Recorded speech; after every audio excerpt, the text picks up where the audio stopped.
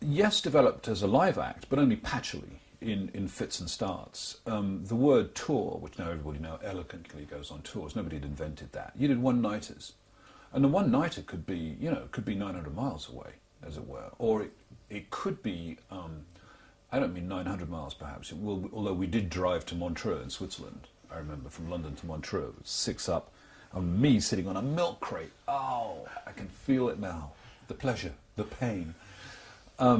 And the gigs were often one-nighters. There was no money for hotels, so there would be a scary ride. We were late because Squire was late out of the bathroom. We'd be late leaving London. We'd actually run red lights in the north of England, which terrified the heck out of me.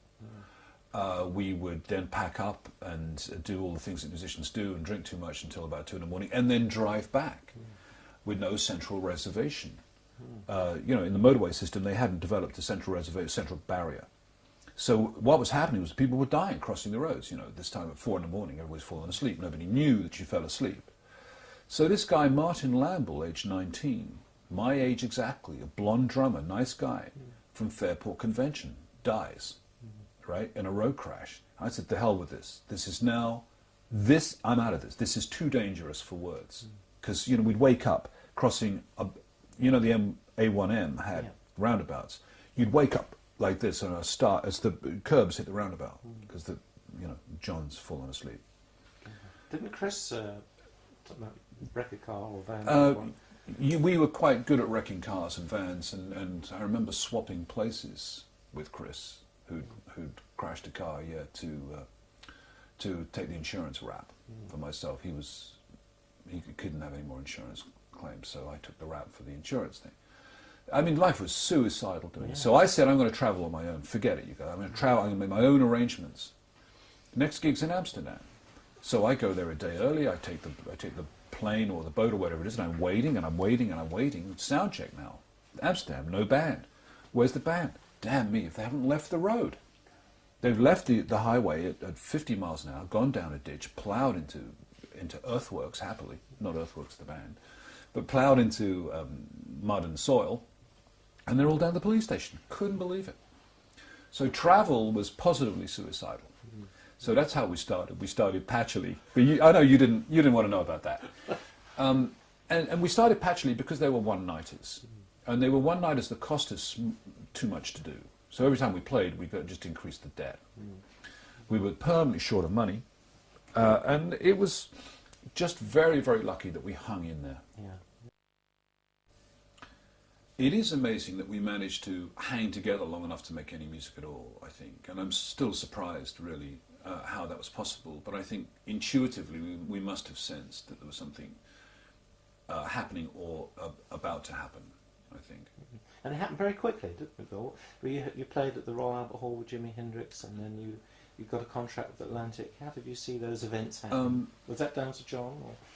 The beginning of the band was kind of a blur of events happening pretty quickly, mostly based with John, hustling out work, interesting work, often at clubs. There was a great club of the day called Blazes, and I seem to remember we got a gig there because Sly and the Family Stone had cancelled.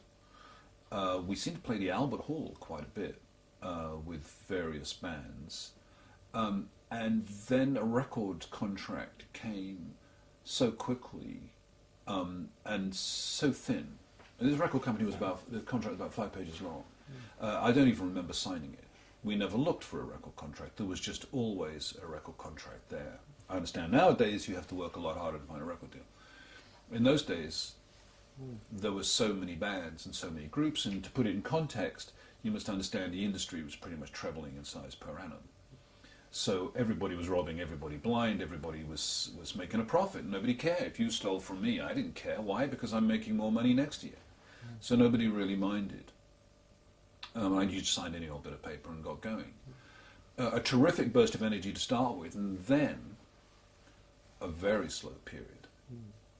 Because suddenly we weren't the success that everybody said we were supposed to be. There was this other lot called Led Zeppelin, and they'd signed with Atlantic Records roughly the same time, I think. And as I understand it, Led Zeppelin did pretty well pretty quickly, whereas the Yes camp all went horribly quiet. We went off and did gigs in Wolverhampton, made a record which nobody really bought. So things got a little sweatier then. The first Yes album, in fact, wasn't it?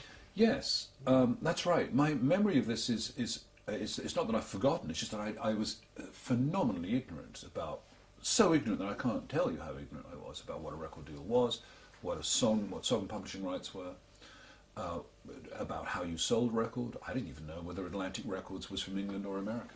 I mean, I didn't know and I didn't care because I had another agenda, which was to be a good drummer, which was what I was interested in. I wasn't interested in the summer of love.